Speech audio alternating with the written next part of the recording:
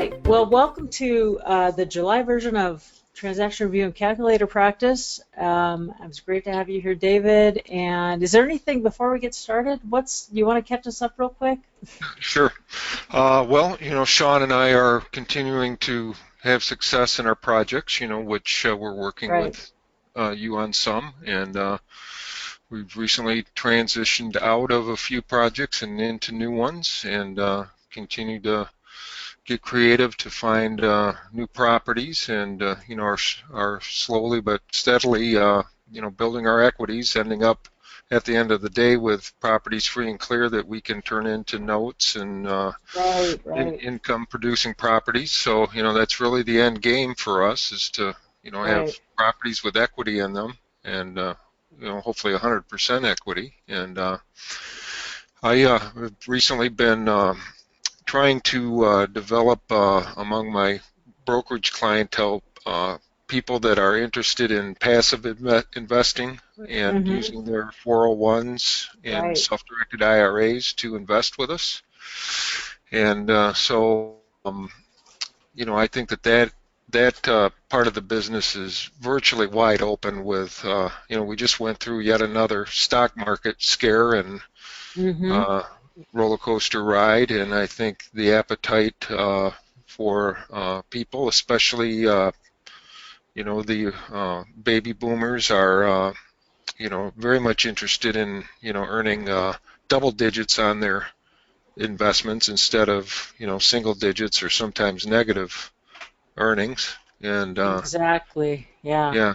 So I've been trying to find a way to not only reach out to my existing client base that I've built up over 28 years, but try to bring in new clients. And there's challenges with that, but it's such a natural combination in that on one hand we're raising capital, and on the other hand we're finding properties and opportunities to put these people into, and so we've been working on that. Yeah, cool. Is there anything in particular you were specific thing you were hoping for help with, or I just don't want you to leave the call without some nugget you were hoping for? Or you just here as always to be supportive and just to show up and all that? Yeah, just to be supportive and tap into your experience and wisdom as always. So. Okay, great. Yeah, well, thank you for being here. And if you ask questions, then the people that are invariably listening later will, will benefit from that. So, all right. Well, thanks a lot, Dave. And we're going to move right on to calculator practice. I like to do a few minutes at the beginning of these. That's just pure calculator practice. So if you've got one, bring up your financial calculator. I use the HP10B2 from Day Development. I have it on my iPhone. I have it on my desktop here that you see. That's my favorite, but there's others out there as well. Again, that's by Day Development. So in this case, this is a deal that we're just closing tomorrow. And I think it's kind of fun to go over deals that are right in front of my face. The down payment, the note's $315 that I'm buying, but the people paid $350,000 and they put a $35,000 down payment, obviously, to get the note at $315.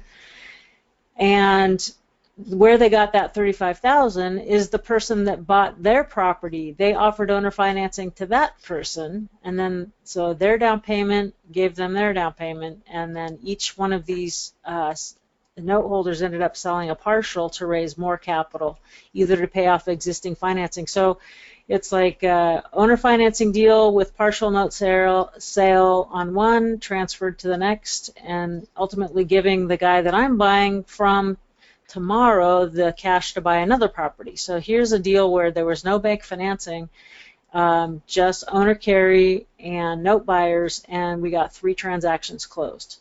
That wouldn't have happened otherwise. So I just super love this whole thing so much. So let's just recreate this note. And of course they sort of consulted with me loosely in terms of, if we do this on the note, what will you do, or what are you going to need to see? I kind of needed to approve the note before they they inked it because they wanted me to buy it and I wanted to feel good about it. But beyond that, I didn't really do a whole lot for saying yes for this note, or no, please put in that clause. Make sure there's, I think they had a 30-day grace period or something. I'm going, no, we're not going to do 30-day grace period. Anyway, so 315 is there in PV, right? That's present value or loan amount. The interest rate on the note was 5, so that's pretty good owner carry rate. That's what I'm paying on my house here. Is they carried for us at 5%, so they could get the price that they wanted. It was amortized over 360, so that's a 30-year amortization.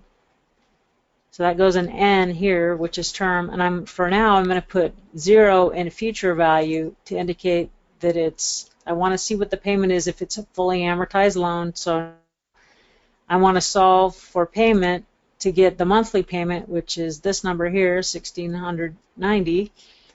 And then it's due in 5, which means in 60 months, in 5 years or 60 months, there's a balloon payment. So how am I going to get that in? I'm going to take 60, and I'm going to put it in here over N.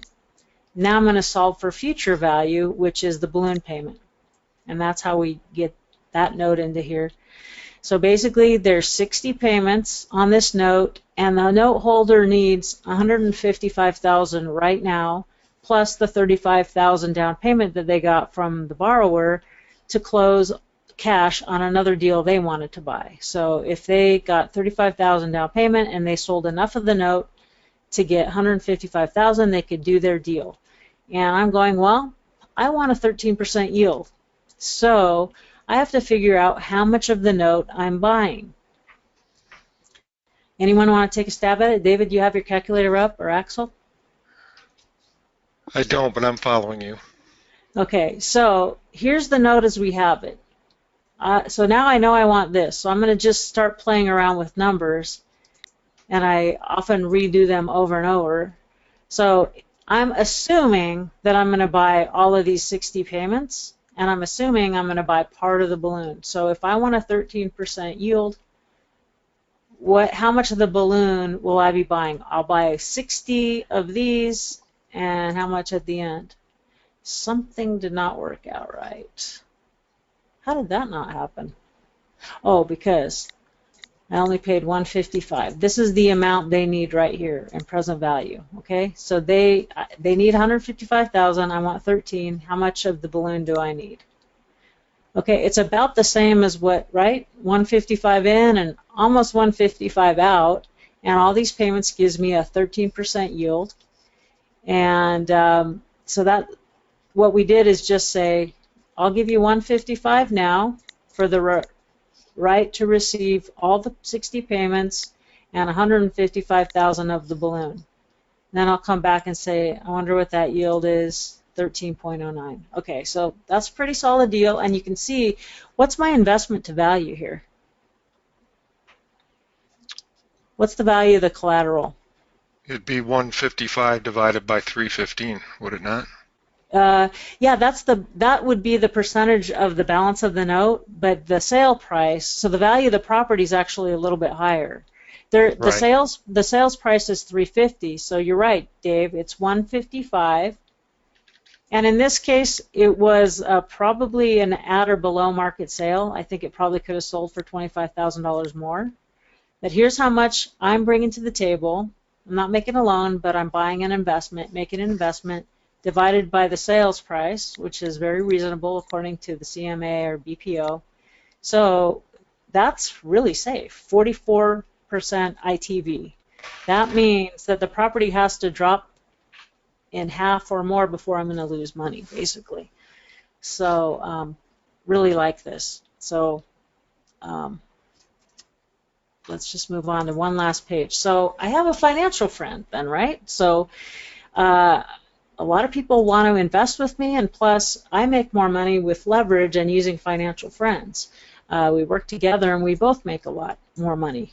So I have a financial friend who's very happy to put $165,000 down. And what does that give me? If I have to pay $155,000, what do I get up front? I'm going to get my $10,000 spread, right? So that's kind of like my commission or a fee or grocery money that I can put in my bank account right now. And in this case, that's nice. I've got a big project that I'm going to talk to you a little bit later about that's soaking up a lot of cash. So they'll be able to bring 165 to the table. And does that still keep them safe? They're going to be at 165 divided by 350. Right? They're still below 50%, so that's still very safe for them.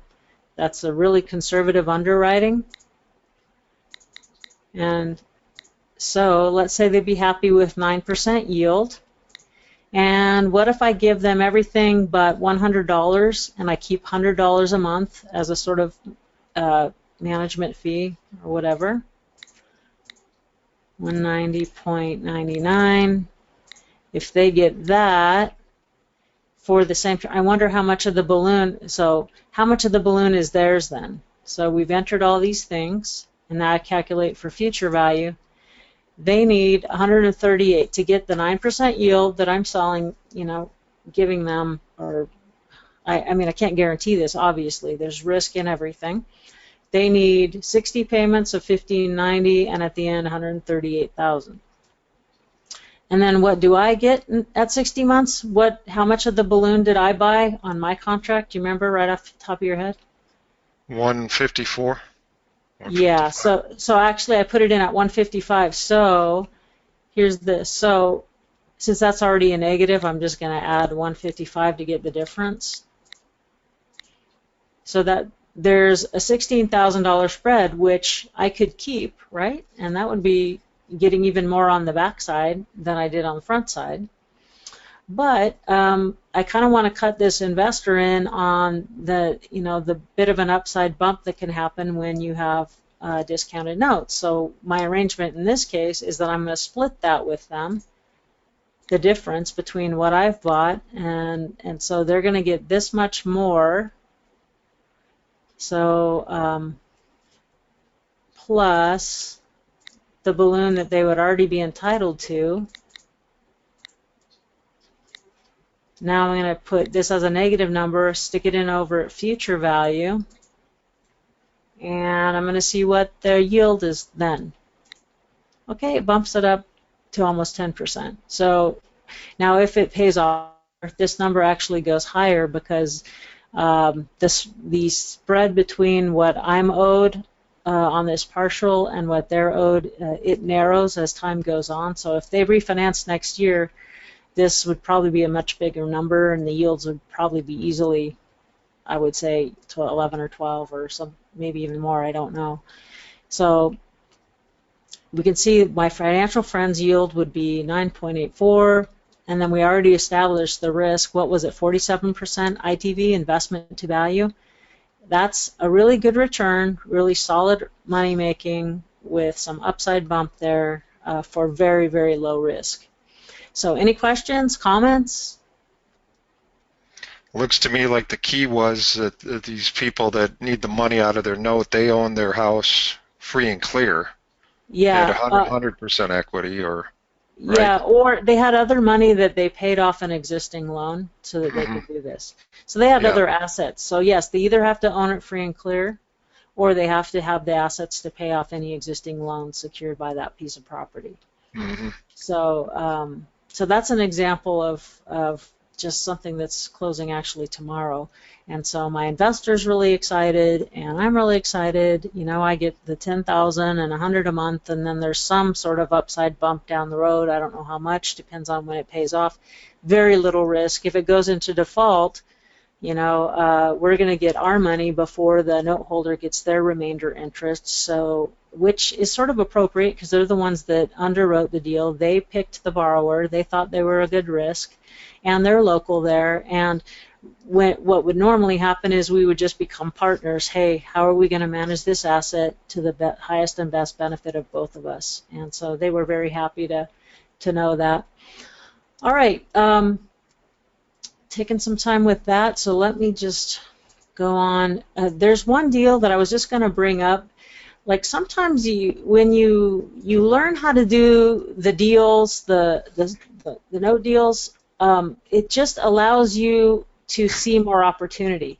So I'm going to talk about a deal that I'm doing in a mobile home park here.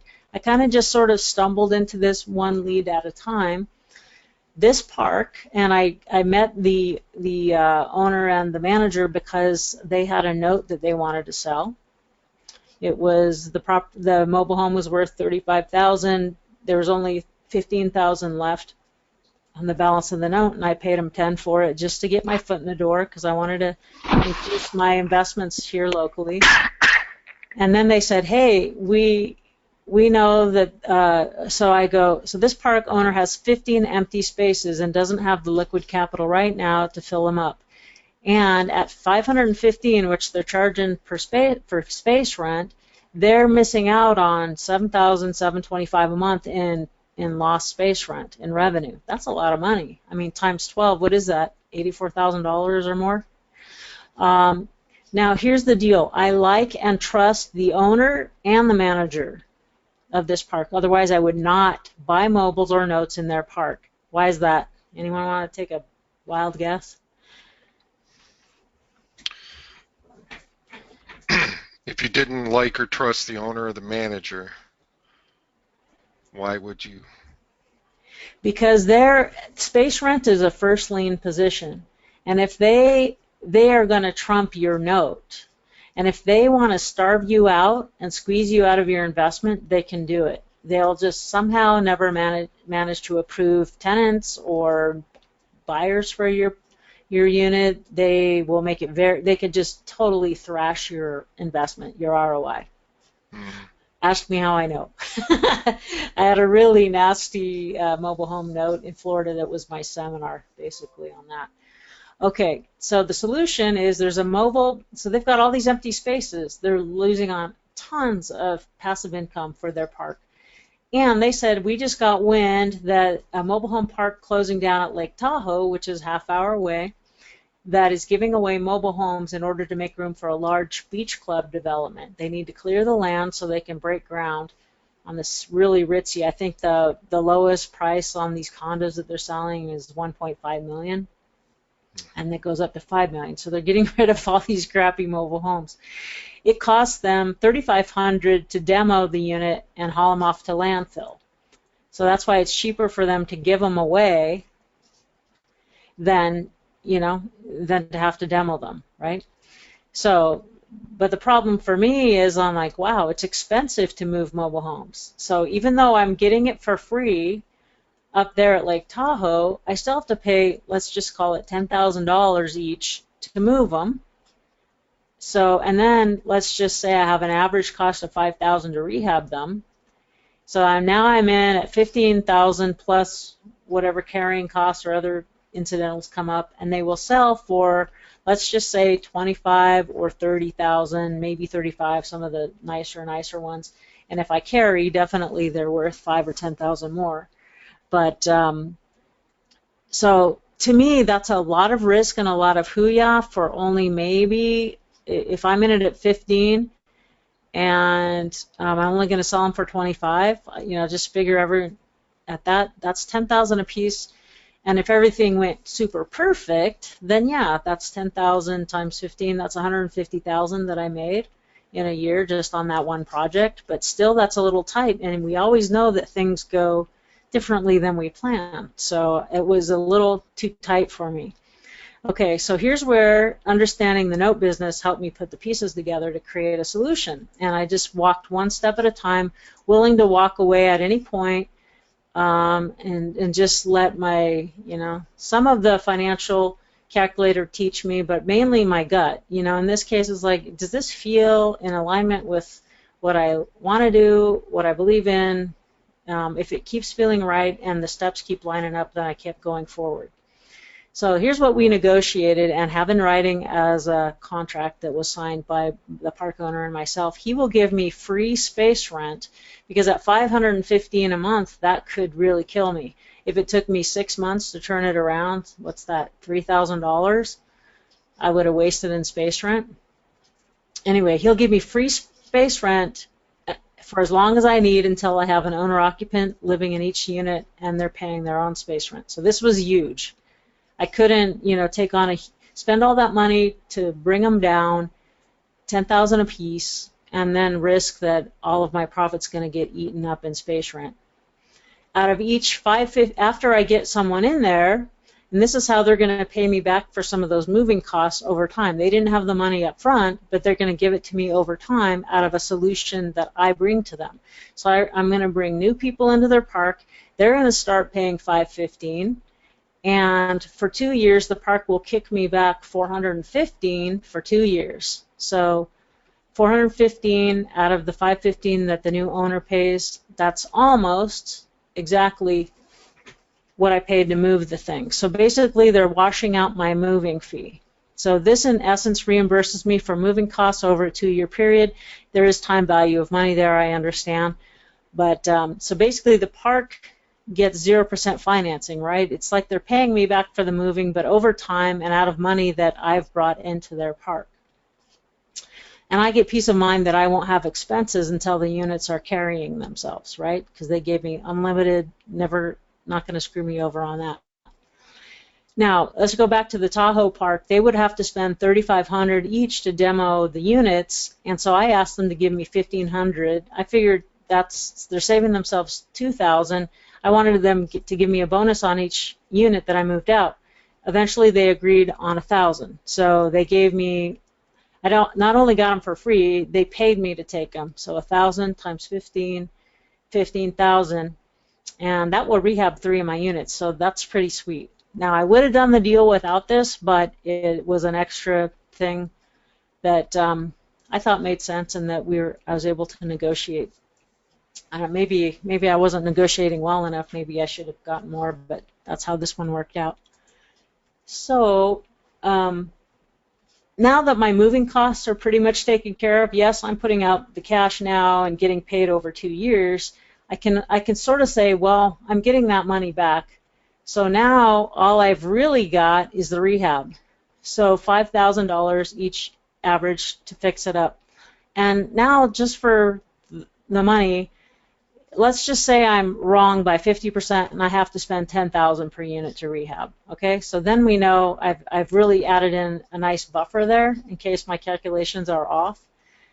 So basically, I'm at zero, or I actually got paid to take them, right? So, but now I got rehab out of pocket. So let's say for each unit I'm in for $10,000, and I sell for $30 with owner carry. So I'll take, let's bring up the calculator again.